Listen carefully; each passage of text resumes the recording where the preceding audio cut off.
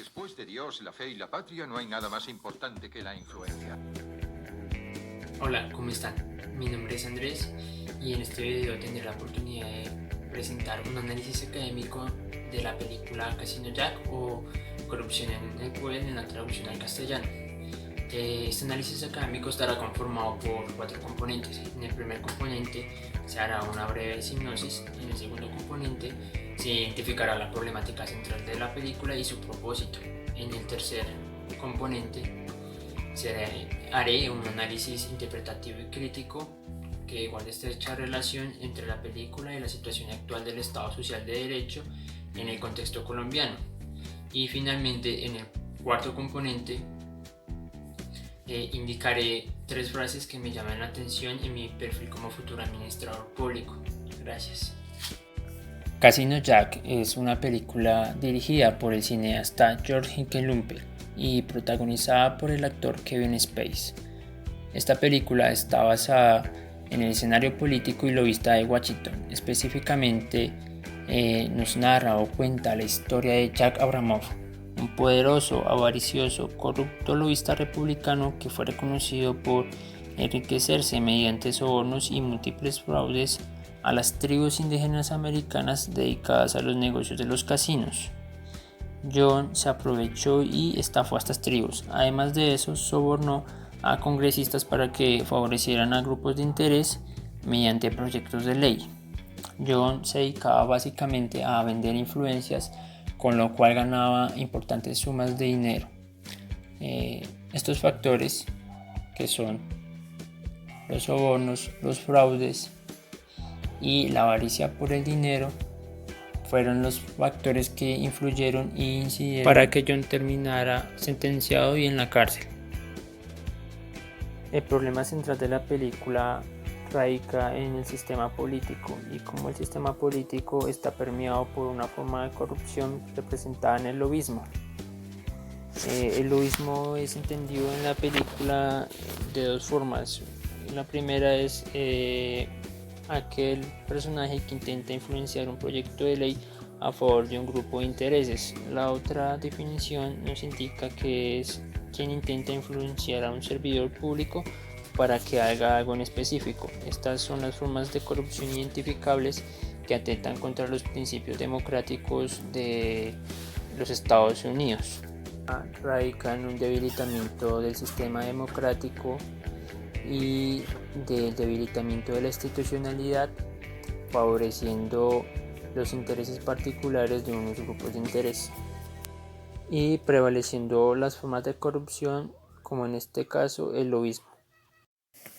La relación que guarda la película con la situación actual del Estado Social de Derecho en Colombia es una relación muy estrecha, básicamente porque el fenómeno de corrupción que se evidencia en la película es totalmente aplicable a el Estado democrático colombiano, porque este fenómeno de la corrupción tiene distintas formas que mutan de acuerdo a la institucionalidad que se adopte, y en el caso colombiano la institucionalidad de cierta forma garantiza estas formas de corrupción, como se pueden evidenciar en las prácticas clientelistas y en los distintos casos de corrupción que ha presentado Colombia a lo largo de su historia.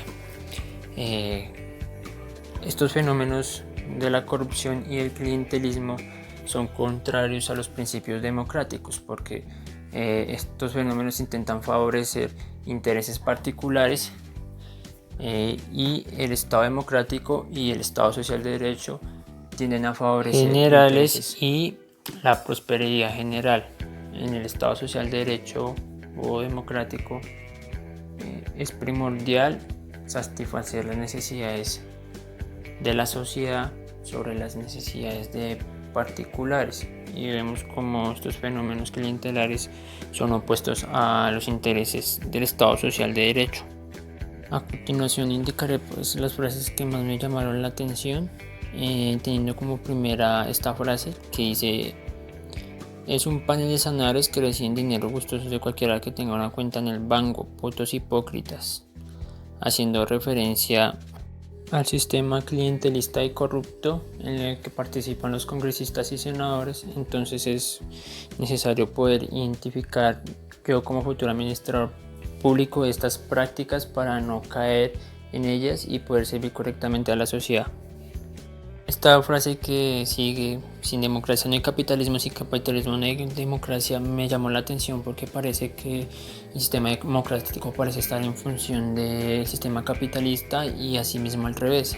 Entonces pues es como dos fenómenos que son totalmente contrarios, porque pues el sistema democrático busca favorecer intereses generales y pues el capitalismo intereses individuales, y pues se ve que son los elementos utilizados dentro del discurso de desarrollo. Entonces me parece importante para poder evidenciar como futuro administrador público estos dos elementos y pensar democráticamente y no capitalistamente.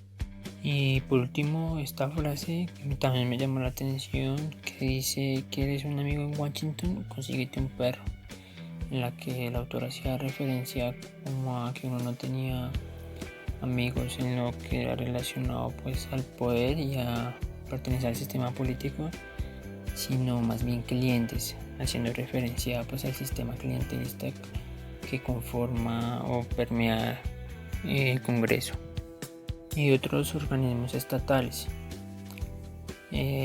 Finalmente, para concluir con el video, pues es una reflexión respecto a cómo el sistema clientelar y corrupción como foco de la película repercuten en que haya una democracia, y pues qué estrategias se pueden llevar a cabo para evitar estas prácticas corruptas y clientelistas. Muchas gracias por la atención.